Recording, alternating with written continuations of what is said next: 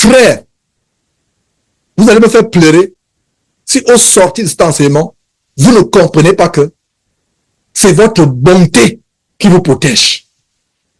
Parce que Dieu voit. Les anges sont autour de vous. Parce que Dieu voit votre cœur. Qu'est-ce que dit la Bible? Si ton ennemi a faim, éloigne-toi de lui, tourne le dos, n'est-ce pas? C'est ça? Non. Si ton ennemi a faim, donne-lui à manger. S'il a soif, donne-lui à boire. Que dit la Bible? Ce sont les charbons ardents qu'il dépose sur sa tête. Vous savez comment je comprends les charbons ardents? Parce que les gens pensent que en lui donnant à manger, tu es en train de le tuer. Ne comprenez pas ce verset comme ça. Je vais vous expliquer ce que dit ce verset. Ce verset pose des problèmes. Écoutez-moi très bien. Déposez vos bics et cahiers. Écoutez-moi.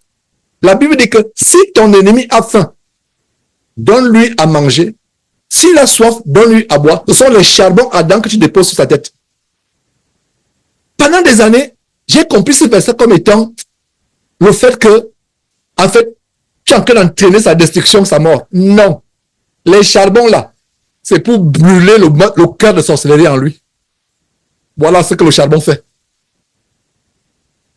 Le charbon que tu déposes là, c'est pour tuer le cœur de sorcellerie, pour tuer la méchanceté, le mensonge, la haine qu'il a contre toi. Voilà les charbons ardents. Pendant des années, je pensais que c'était... Parce que je me disais, mais mon ennemi a faim, je vais lui donner à manger. Et en même temps, Dieu dit que ce sont les charbons ardents que tu mets sur ta tête. Mais les charbons vont le brûler, le détruire. Non. La tête là. Les manifestations des pensées, c'est où? N'est-ce pas dans la tête? Oh frère, ne ratez jamais les enseignements du dimanche. Parce que les grandes révélations, c'est là où ça sort. Les charbons ardents, la tête là. Les mauvaises pensées. Quand les charbons ardents venant de Dieu sont déposés sur la tête de ton ennemi parce que tu as donné à manger, ça veut dire que les pensées de haine, de jalousie, la personne, il y a les sorciers qui ont confessé que sont devenus chrétiens à cause de l'amour des chrétiens. Je vous assure, il y a les chrétiens qui ont manifesté l'amour pour les sorciers. Et le sorcier dit que j'ai laissé la sorcellerie parce que dans notre monde de sorcier, dit-il, il n'y a pas l'amour. Là-bas, le carburant de la sorcellerie, c'est la haine. Je reprends, le carburant de la sorcellerie, c'est la haine, la destruction, la rivalité, la concurrence, ils s'en déchirent. Dans le domaine de Satan, il n'y a pas l'amour là-bas. C'est la haine qui les alimente.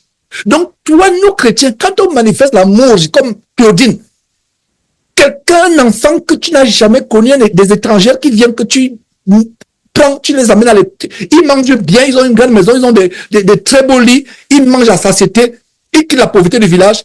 La première, pour te dire merci, il envoie ton mari à la morgue, presque. Dieu fait sortir ton mari à la morgue. Quand elle et moi, de manière spontanée, nous avons une conversation avec caméra, nos caméras sont allumées. La petite est en train de grogner comme un animal sur sa poitrine, en train de passer la main sur son visage pour enlever la morve. En train de consoler, d'orloter la fille de 9 ans, 10 ans ou 11 ans. J'ai seulement compris, dans mon cœur, j'ai dit que voilà pourquoi Dieu a protégé son mari de la mort de la sorcellerie et de la mort par raticide, le poison raticide. J'espère que vous avez compris aujourd'hui ce que signifie. Ce sont les charbons ardents que tu déposes sur la tête. La tête là, du sorcier, de nos ennemis. C'est la tête avec les mauvaises pensées, le meurtre, la jalousie, la concurrence. Donc quand tu donnes à manger, les charbons que tu mets de la part de Dieu brûlent ce qu'il y a dans sa tête. Voilà l'explication aujourd'hui de ce verset. Voilà l'explication de ce verset aujourd'hui. Ça brûle. Et quand ça brûle, ça remplace par quoi? Par un cœur prêt à recevoir le Seigneur Jésus-Christ. Oh, que Dieu est bon. Que Dieu nous révèle les profondeurs de sa parole. Ce verset m'a posé des problèmes. Jusqu'à cette seconde où je vous explique, c'est quand je vous ai dit, posez tout, bic, c'est parce que Dieu m'a donné la compréhension de ce verset instantanément. Ce sont les charbons ardents que tu déposes sur ta tête. Sa tête de sorcier qui est remplie de mauvaises pensées. Les charbons vont brûler. Et quand c'est brûlé, le cœur devient comme une terre fertile à recevoir la semence de Jésus-Christ et à être converti à Christ. Voilà l'évangile. Donc, l'esprit de paranoïa est dangereux. Et il y a quelques-uns et quelques-unes parmi nous qui ont encore cet esprit de paranoïa. Tu vois le mal partout. Oh, tu soupçonnes. Tu es là. Et toi-même, tu es dans une prison. Sœur, sois délivré de cet esprit. Frère, sois délivré de cet esprit. Tu es dans une prison. J'ai causé avec une femme. Je ne sais pas s'il y a cet esprit de paranoïa, cette manifestation à quelqu'un comme cette femme. Elle vivait, je crois, en région parisienne. Elle voyait, ça dit que comment elle attaquait par ses voisins de palier ou en haut de l'immeuble, par tout le monde dans la rue, etc. J'ai beau lui expliquer que c'est l'esprit de Pharaonia, elle ne comprend pas. Et je me suis rendu compte que c'est normal, elle ne peut pas comprendre parce que ce démon est tellement aveuglé. Elle avait peur même de son ombre.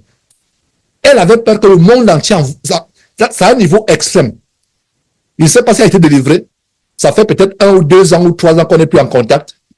Mais elle était à un niveau tellement élevé. Mais vous, ici réunis avec moi ce jour, ce matin ou ce soir, selon votre temps, vous l'avez, certains parmi nous, pas tous, mais quelques-uns parmi nous, l'ont de manière, c'est, comment dire en anglais, mild, c'est de manière, c'est très léger. Qui se sont tout. Beaucoup ont eu des expériences négatives dans la vie. Il y a des femmes qui ont échappé au viol. Il y a des parents qui ont perdu les enfants par sorcellerie ou par accident. Ça ne doit pas vous faire développer l'esprit de paranoïa. Voyez toujours, donner le bénéfice de doute à tout le monde, et même et surtout les chrétiens. Je vais en venir. N'oubliez pas, dans le chapitre que j'intitule le chapitre de l'amour, parce que tout va disparaître. Cette connaissance que nous avons aujourd'hui, ce dimanche, va disparaître. Les dons spirituels vont disparaître. Tout va disparaître. Qu'est-ce qui va rester? Selon 1 Corinthiens chapitre 13, c'est l'amour. Le chapitre de l'amour, 1 Corinthiens chapitre 13 dit quoi? L'amour de Dieu ne soupçonne point le mal. Notez très bien. L'amour de Dieu ne soupçonne point le mal. Ne soupçonne point le mal. 1 Corinthiens chapitre 13. Chapitre 13. Nous sommes à 1 Corinthiens chapitre 13, verset 5. Vous voyez, à partir du verset 4, on énumère là, c'est que c'est la charité. La charité, c'est l'amour de Dieu dans une intelligence renouvelée. L'amour de Dieu ne soupçonne point le mal. Nous avons une repentance à faire aujourd'hui. Collective. Nous tous, prenons un temps, avant de continuer cet enseignement, de nous repentir de toute fois où on a soupçonné le mal à un frère ou à une sœur. Prenons un temps. Prenons un temps. Vraiment, quelques minutes, même 1, 2 minutes, qu'on demande pardon à Dieu de comment on a soupçonné le mal.